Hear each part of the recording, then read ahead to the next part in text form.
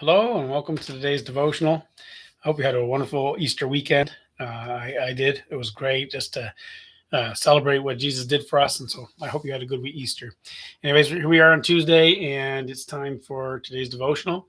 Moving on to the next verse in Proverbs chapter 8, verse 24.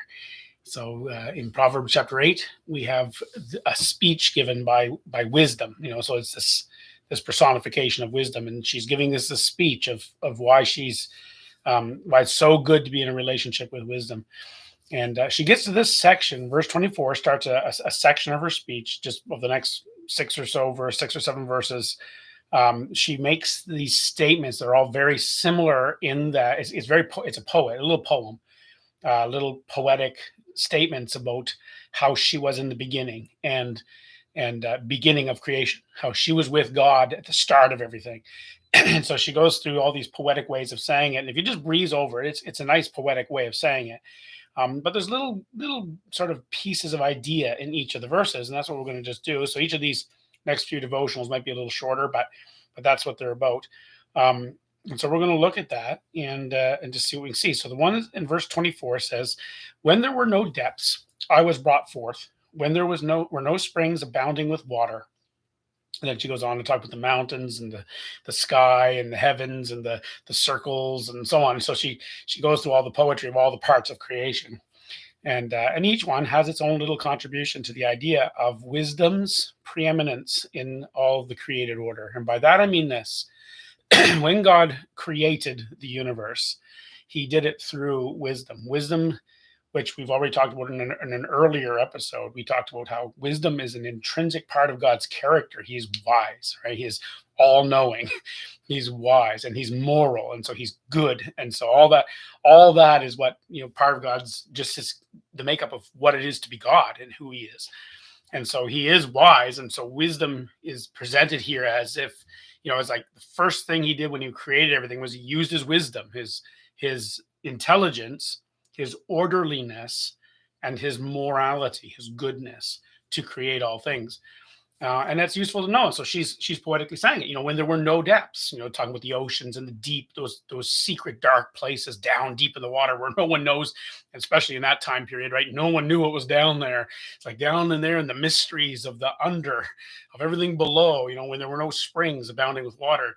This idea that somehow water just bubbles up from down there somewhere, and the mystery of that. And in a way, what she's saying is, before things were made, before God created everything, before the secrets of creation, um, before the stuff of creation was made, I was there. God used me in the creation of these things. And I think there's just a little lesson to us, even today, as very modern scientific people in our age. And we think about the mysteries of creation or the mysteries of the beginning of the world. And, if you're an atheist or something, or some sort of materialist, you'll think about that as this big bang thing, and you'll think that God had nothing to do with it, that somehow it just sort of happened, which is, of course, silly, but somehow out of nothing everything came. If you think that way, then you're going to find this difficult, right? Like what is this about? This is directly contrary to that. This is saying God brought forth everything, and he did it in an orderly way. He did it in a moral way. He did it in a wise way. And the idea that everything in the universe has order to it is what this is talking about. Everything has order to it. Like there's a logic to things. There's physical laws. There's a way that things work, and that orderliness of creation is what wisdom produced, is what God produced through wisdom. God produced it through his wisdom, through his logic and his understanding and his orderliness and his moralness. And so we have the laws, what we call the laws of physics today, and some of these laws of physics we kind of understand, and other ones we look at them and we're like, man, how does this, why is this a law of physics? Why is the universe have this particular seemingly arbitrary number that dictates the speed of light, or that dictates the force of gravity, and it's mysterious because there's no reason we can think of why they are the way they are. We just know that they are, and they governed all of creation. And well, in a sense, that's what this is talking about, is God in his wisdom created a universe of orderliness with laws, with physical laws. If he didn't make the universe through wisdom, it would be chaotic. There would be no sense to it. There would be no structure to it. There'd be no stuff of it. It would just be this mess of nothing because there'd be no wisdom to it, no thought to it, and that's the idea. So I guess this verse is one of those verses in the Bible that just kind of re-emphasizes the fact that the universe is the way it is, and we don't know why it's all the way it is, but we know it's at least because God's nature was to make this beautiful, orderly, understandable universe that we live in and find ourselves in. We can understand it and see it because it was made that way to be understood and seen.